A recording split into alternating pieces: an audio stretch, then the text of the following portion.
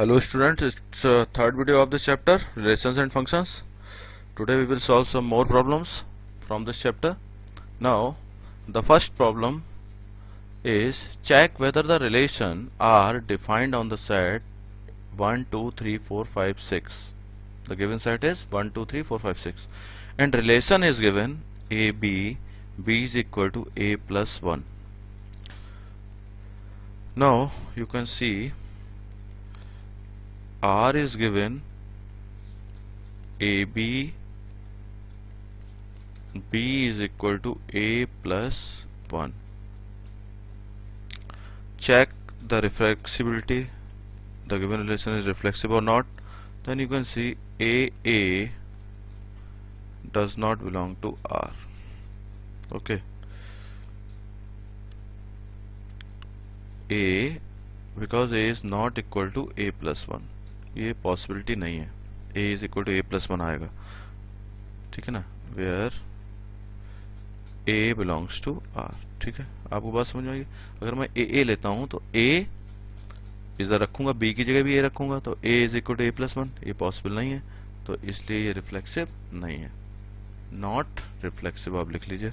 ठीक है, symmetric, symmetric के लिए चेक करेंगे. तो देखिए सपोज एक मैंने ले लिया 1, 2, 1, 2 बिलोंग्स टू R ले लिया. ठीक है, 1, 2 बिलोंग्स टू R ले लिया, तो 1, 2 बिलोंग्स टू R का मतलब क्या हुआ, आप इसे देखिए, ये क्या आएगा, इसका मतलब ये आएगा कि ये 2 इज इक्वल टू 1 प्लस 1. ठीक है ना. अब आप जब देखेंगे but 2, 1 does not belong to R, क्योंकि आप जब इसे लिखेंगे 1 इज इक्वल टू 2 प्लस 1 होना चाहिए. ठीक है ना. इसमें देखिए यहाँ ये A है और इधर ये B है, तो आप देखिए B is equal to A plus 1 है ना, B is equal to A plus 1, A की जगह क्या है 1 आया है, तो A प्लस 1, तो 1 प्लस 1 2 सही है ये. और लेकिन 2, 1 के लिए जब हम चेक कर रहे हैं तो ये 1 इज इक्वल टू 2 प्लस 1 होना चाहिए, लेकिन ये गलत है. तो इसका मतलब ये रिलेशन जो है वो कैसा है, नॉट सिमेट्रिक, नॉट सिमेट्रिक. ठीक है, एक बात आपको समझ में आ गई.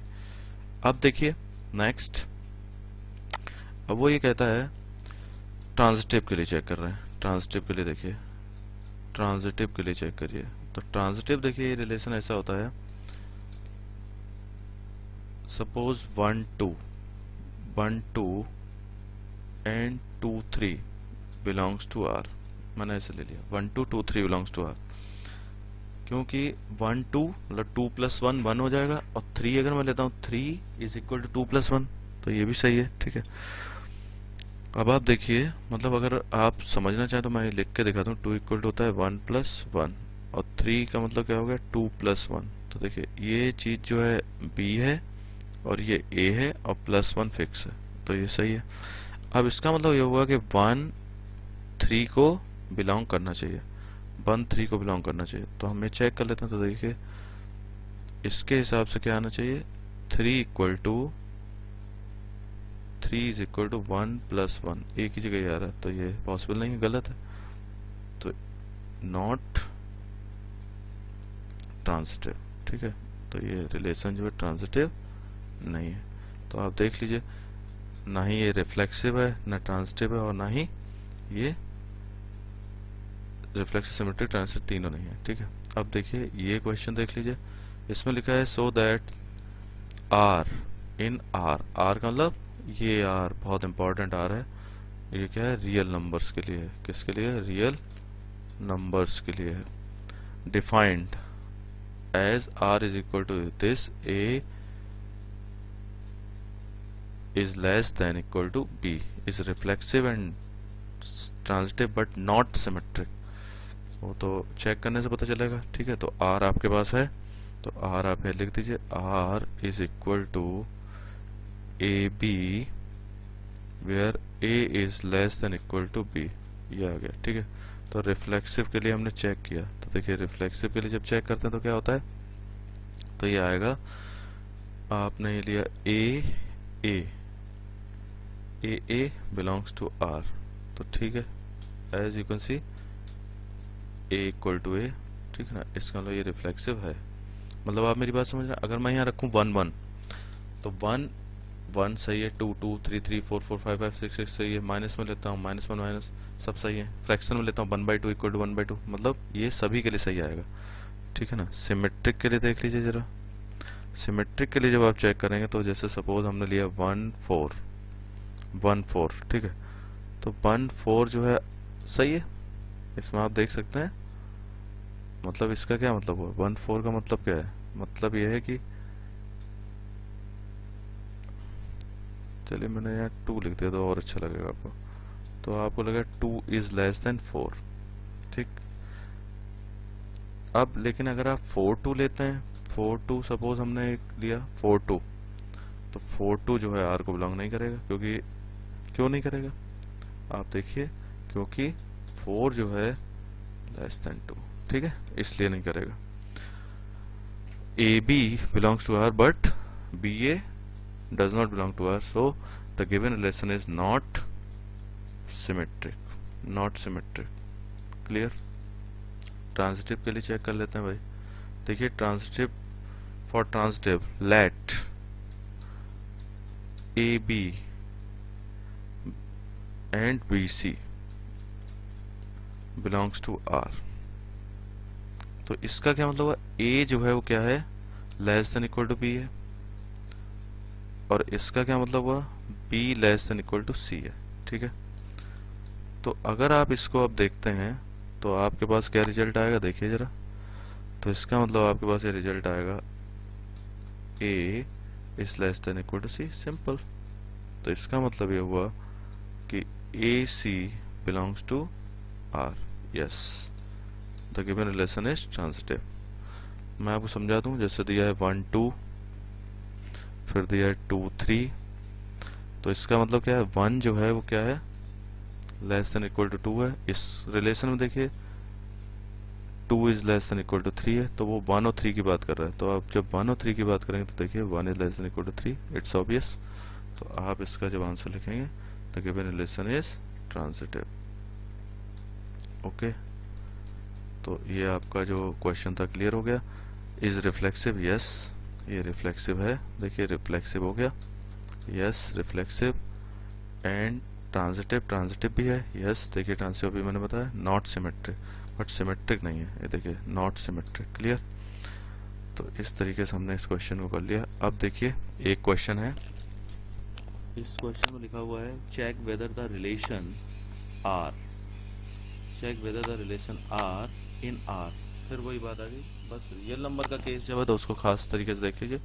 ये देखिए रियल नंबर का केस है, आर लिखा हुआ ना, आर रियल नंबर्स, तो इसमें ये रिलेशन आर ऐसे दिया हुआ है, ठीक है। तो हमने इसको चेक कर लिया, मतलब क्या गिवन है, R is equal to given है A B, A is less than equal to B cube, ये देखिए ये दिया हुआ है, इज रिफ्लेक्सिव, सिमेट्रिक और ट्रांजिटिव, चेक करना है, ठीक है, रिफ्लेक्सिव।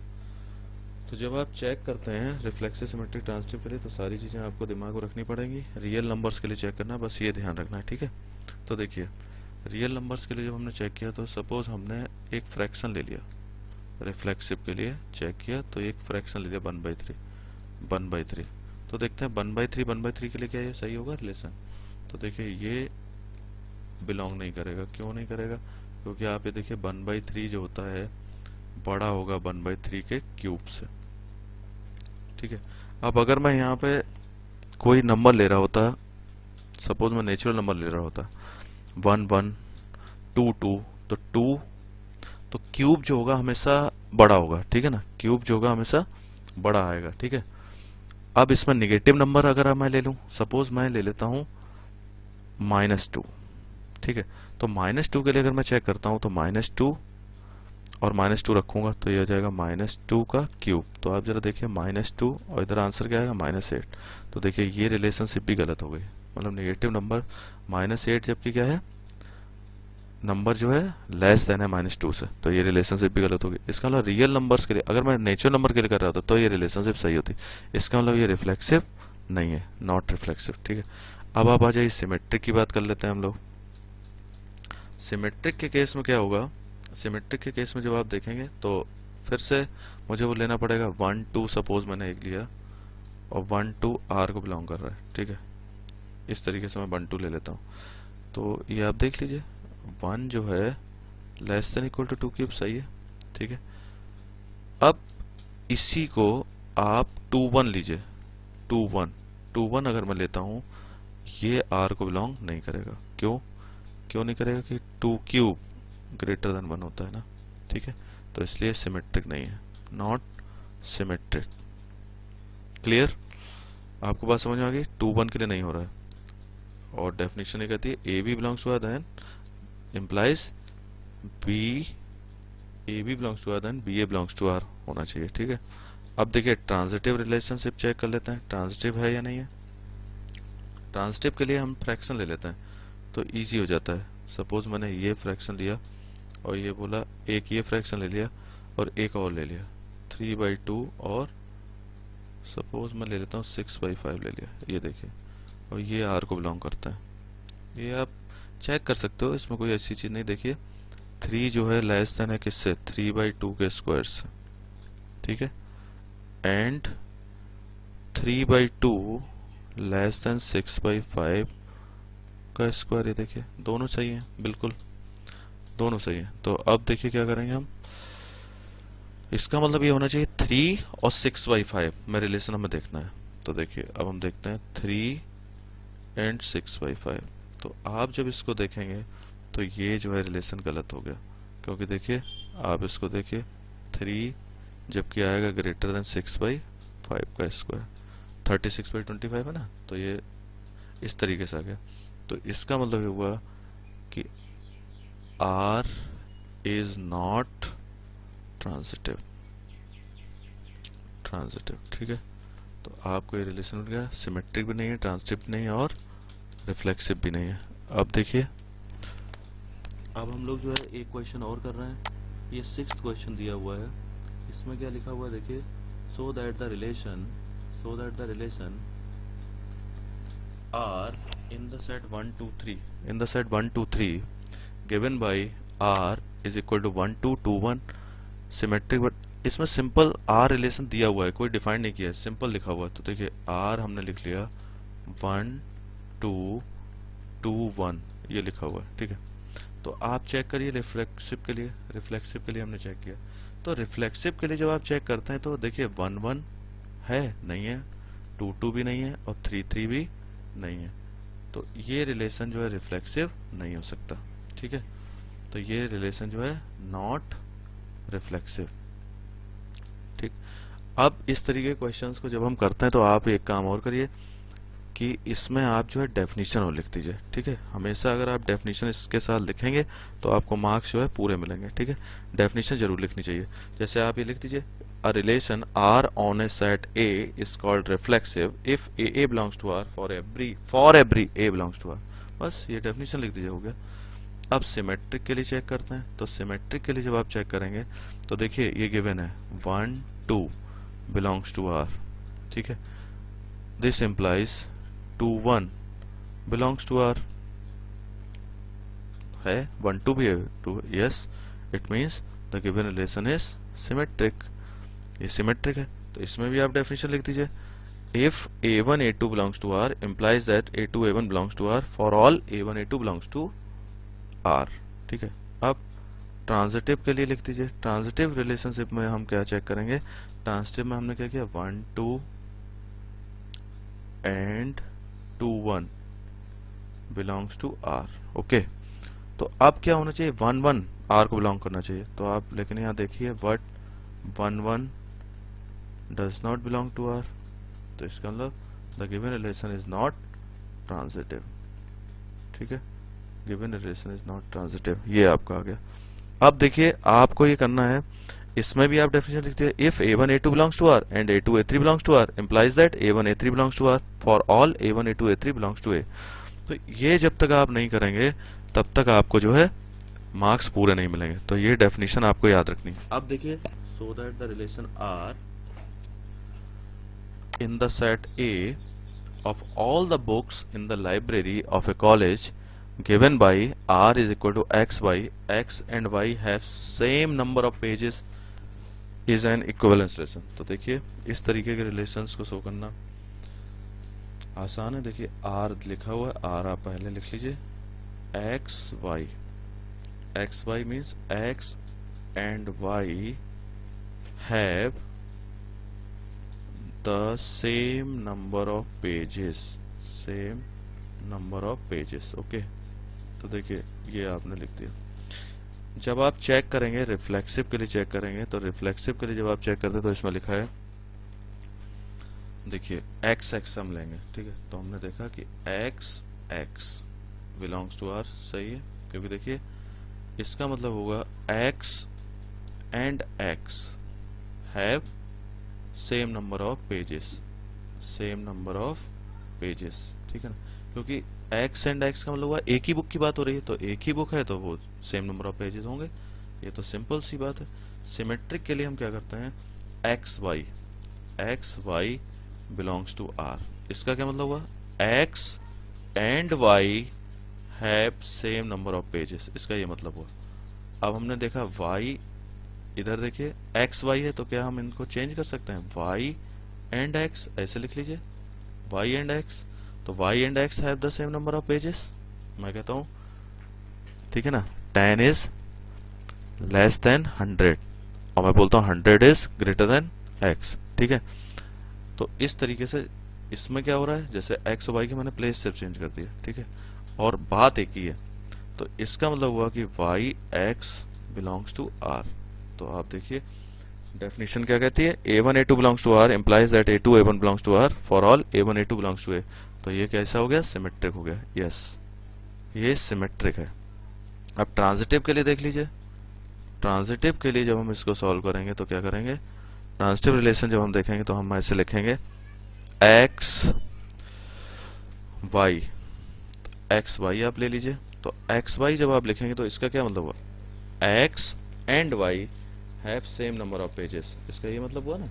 तो एक्स वाई और एक साथ ले लीजिए Y Z belongs to R, इसका क्या मतलब हुआ, इसका मतलब हुआ X and Y have same number of pages. Okay, तो अब आप देखिए वाई जेड का क्या मतलब, Y and Z have same number of pages, तो इसका मतलब क्या हुआ, x and z have same number of pages, ठीक है। आपको बात समझ में आ रही है, मतलब मैं ये कह रहा हूं a जो है b के इक्वल है, b c के इक्वल है, तो it's obvious a equal to c हो गया, a c के इक्वल हो गया, सिंपल। तो आपने ऐसे लिख दिया x z belongs to r। तो आप देखिए ये गिवन रिलेशन जो है आपका कैसा हो गया, देखिए क्वेश्चन में क्या पूछा गया था, is an equivalence relation, is an equivalence relation. तो आप इसका आंसर क्या लिखेंगे, इक्विवेलेंस रिलेशन के क्या लिखते हैं, द गिवन रिलेशन इज, ऐसे लिखिए the given relation is reflexive, symmetric and transitive. So it's equivalence relation, ठीक है। ये जब सारे होते हैं तो इसको हम लोग इक्विवेलेंस रिलेशन बोलते हैं, ठीक है। आज के लिए ठीक है, ओके, मेहनत करते रहिए, व्यस्त रहिए, मस्त रहिए, ओके, थैंक यू।